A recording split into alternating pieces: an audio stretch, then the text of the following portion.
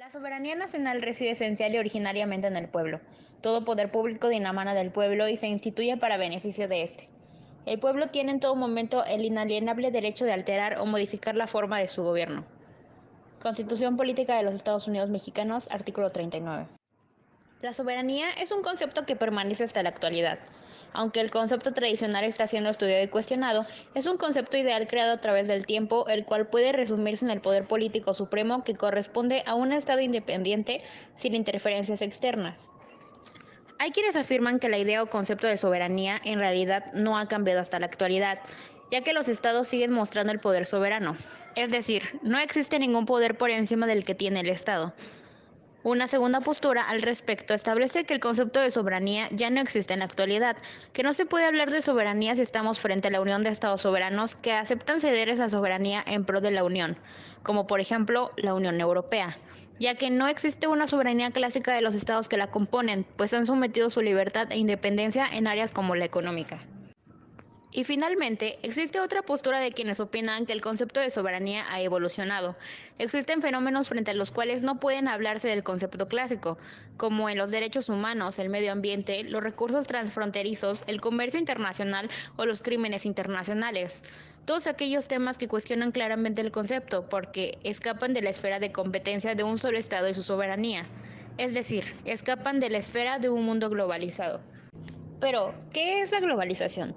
Entendemos como globalización un fenómeno complejo que no se reduce a las relaciones entre economía, política y derecho, sino que abarca rasgos como las creaciones culturales, música, expresiones religiosas, entre otros, los gustos y aspiraciones y en especial el consumo. Entonces, en su sentido internacional, la soberanía se entiende como la independencia y la igualdad que se reconocen mutuamente los estados. En la comunidad internacional, que también es denominada sociedad internacional, los estados se reconocen iguales, pero ¿se podría comparar el grado de influencia que ejerce los Estados Unidos con su poderío económico o militar frente a otros estados? Ahora, lo que realmente podemos cuestionarlos son las llamadas áreas mundializadas, en donde la humanidad tiene un interés general en no permitir la impunidad y, por ejemplo, proteger el medio ambiente, porque al ser de todos, su daño afecta a todos los seres vivos en donde hay ciertas soberanías compartidas, o bien áreas que trascienden las soberanías estatales para convertirse en preocupación, interés o responsabilidad mundial. Las fronteras y los recursos naturales compartidos por dos o más estados presentan especial relevancia, pues la alteración producida por uno se puede ver reflejada en un perjuicio para otro. Entonces, ¿qué es lo que podemos explicar acerca de los recursos naturales? O, por ejemplo, los medios de transporte, que se convierten en áreas mundializadas o temas que competen a otros estados. ¿Cómo podemos aterrizarlo en nuestro estado? ¿Cómo podemos mencionar que esto tiene algo que ver con el estado mexicano? En torno a los recursos naturales, en el caso de México, este tema es fundamental, no solamente en el país en sí, sino también en el mundo entero, ya que en México se encuentra representada el 12% de la diversidad terrestre de todo el planeta. Esto hace que se encuentre dentro de un selecto grupo de países llamados megadiversos. La conservación y protección de la vida silvestre son muy importantes en México, por lo que son prioritarios en la política ambiental del país. También entra la Comisión Nacional de Áreas Naturales Protegidas, que administra actualmente 176 áreas naturales de carácter federal que representan más de 25 millones de hectáreas. Como ser llamado megadiverso implica, México tiene una gran diversidad de ecosistemas. Es por esto que México produce una amplia variedad de productos agrícolas y las mayores extensiones de superficie son destinadas a la siembra de cultivos para el ciclo primavera-verano. La agricultura de riego se practica principalmente en las zonas áridas y semiáridas con el uso de tecnología moderna y orientada al monocultivo. Con esto podemos apreciar que no solamente es importante para el medio ambiente, sino para la economía del país como tal. Siguiendo con los recursos naturales, que también significan un gran ingreso económico para México, está la minería. La producción minera en México es una de las actividades tradicionales que tienen una participación importante en la actividad económica, particularmente en el sector industrial nacional. México destaca a nivel mundial en la producción de minerales como plata, cobre, bismuto, arsénico, plomo y zinc. Entre sus fortalezas se pueden encontrar las siguientes. Primer productor mundial de plata, es el 10º productor de petróleo a nivel mundial y es uno de los primeros países productores del cobre en el mundo. Todo aquello tomando en cuenta que México es un país soberano que tiene poder sobre los recursos naturales que se encuentran dentro de su estado. Sin embargo, se puede suscitar un problema cuando hay recursos naturales compartidos por dos o más estados. Estos recursos naturales compartidos son aquellos que se pueden extender a través del territorio de más de un estado o que pasan de un estado a otro. Esto sin que el hombre intervenga o se extienden a través del territorio de más de un estado. Como ejemplo tenemos a los ríos, lagos internacionales, la atmósfera, los yacimientos de gas o petróleo, la fauna migratoria y las aguas subterráneas que se encuentran a través de un límite internacional. Dicho límite internacional puede ser puesto gracias a los tratados internacionales que firman los estados involucrados.